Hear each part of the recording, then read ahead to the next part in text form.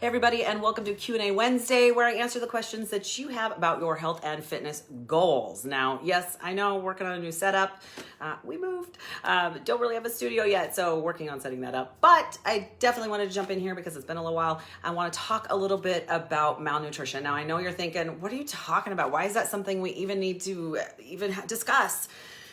Because you're probably malnourished, right? So one of the really important things that people don't understand is that we don't just live on calories. We actually live on vitamins, minerals, and nutrients. And so if you aren't getting enough of the right things, you're not gonna feel good.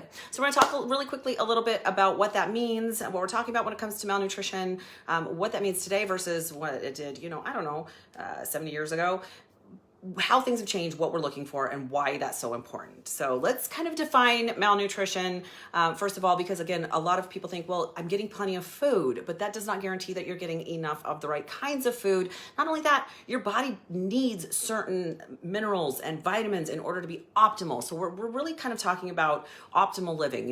Yes, again, here's the big difference, right? If you look at what malnutrition was, or when people were starving in, say, like the Great Depression, obviously people were emaciated. They're sunken in. They didn't have a lot of excess, well, they didn't have any excess fat on their bones. They didn't even have the vital amount of fat on their bodies. They really looked unhealthy. The problem is today, although it's very similar, it's number one for different reasons, but number two, it's a very, very different look, right? If you really kind of dig in and you look at what someone who is obese, we don't normally think malnutrition. We think, wow, she's got a lot of excess calories stored in her body in the form of adipose tissue, which is true. But what's happening is her body is not receiving the optimal nutrients. It's definitely malnutritioned because, again, we don't just eat calories. We need those vitamins and minerals and the nutrients that comes in the food. And there's several reasons why we don't get that. And number one is because we eat so much processed food, and processed food does not contain all of the good things that we need for optimal living, right? So if you look at it, there's a lot of people who might not know that they are deficient in certain vitamins. Like most of us, unless we live somewhere around the equator, are deficient in vitamin D, right? Not only might we be deficient in one vitamin, but we might be missing something else that also helps us to absorb or use that optimally as well. So keep in mind, there's not just one, there's a lot. Now that can come down to genetics. Maybe you tend to be more deficient in something, but for most of us, it's because we don't eat enough of it. And even if we're taking supplements, listen, supplement doesn't guarantee that it's bioavailable, right? That just means that you're taking it. It doesn't mean that you're absorbing it and using it. So, a lot of foods are now enriched with vitamins. They're usually synthetic, which means, you're not really using it. You're not getting it in the best form so that your body can utilize it. Our bodies were designed to utilize the things that we get in food in order to be best utilized and incorporated into our living, right? So secondly, a lot of the foods, even the good foods that we get today, aren't necessarily optimal when it comes to those vitamins and minerals because, of course, our soils have been depleted on farmland. The animals are not getting the same feed that they did, say, 100 years ago. And so we're not eating the same nutrients or the same products in general that we were once upon a time ago. So, part of it is just, most of us just aren't eating right. And even if we are eating right, it's still a struggle to get the right amount of those things. So if you kind of look back over time, we have fixed some things. We have things like scurvy, which was a vitamin C deficiency.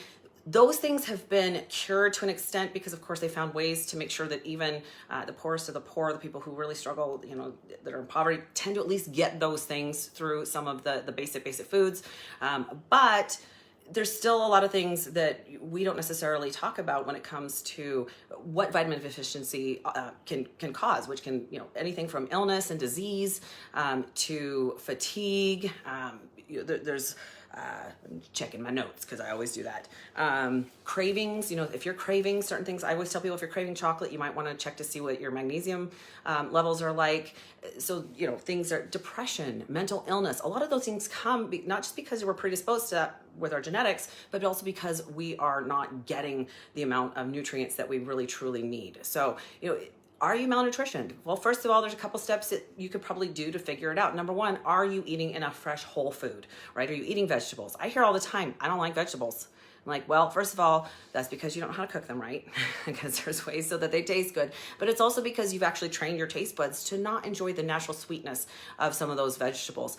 And again, if you're buying them, commercial and they've been trucked clear across the world, you're probably not getting the most freshest, great tasting, naturally sweet vegetables in the first place. But most of us do not get the amount of fresh fruits, vegetables, and foods that we really need. So keep in mind that's part of it.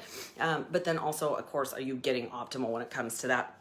I would dare say that pretty much everybody is deficient in something. Even if you eat really, really super healthy, it is really tough to get all the things that you need. So number one, check to see if you're eating the right amount of fresh whole food. Number two, get it from the farmer's market. Get things that are locally sourced. Farm to table is great because then you know where they come from. You can ask questions about how it's raised. If you can get things that, like for beef, if you can get grass-fed, grass-finished, that's obviously a better option than a factory farm that's now trucked clear across the United States. So again, there's ways to do that are the most healthy. So also check into whether or not you can actually have all of those vitamins and minerals tested from your body. You can actually do that testing, especially through usually a functional practitioner, a doctor who is a more holistic doctor who's willing to perform those tests for you to see.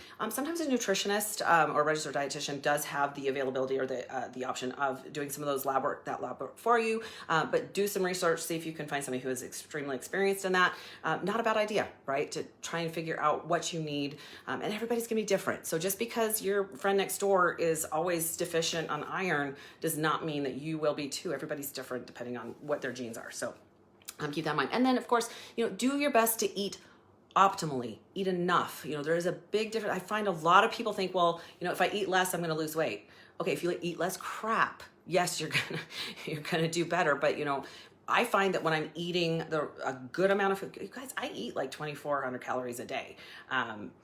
It's just really good calories and it fills me up and it makes me feel good. And I can tell when I'm not eating well and I'm not eating enough because I don't feel good. So part of it is having the right amount of energy, feeling, optimal, being able to, I don't know about you, I want to keep going. I got stuff to do. I got to keep moving on a regular basis. I have to fuel my body. If you think of the food as fuel, right?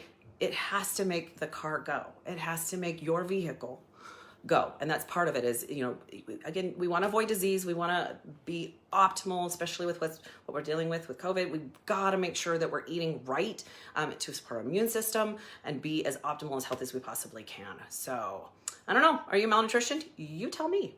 I'm just curious. Like I said, I do think most of us are, unfortunately, but there are steps that you can take. So really quick, you guys, if you want to see the rest of the Q&A Wednesdays, you are welcome to hop on my YouTube channel under Fillmore Fitness. Hop under there. Definitely click the like button and the subscribe and the bell so you get all the notifications anytime I post something. Listen, I get my very best ideas from you. If you guys have a question or if you have a comment or something that maybe you found it worked for you, that's the best way. We need to have a community of people, like-minded people, right? We're all trying to support each other, especially in this day and time. It's really important that the like-minded people are trying to help each other. We want to be healthy. And it does. It takes the community and of course the support. The support is great. So if you have a question, if you have a comment, either leave it down below. You can message me directly at Facebook Messenger, or if you are on YouTube, you can leave it down below as well. Have an incredible week, you guys. And until next time, that is Q&A Wednesday. Have a great day, guys.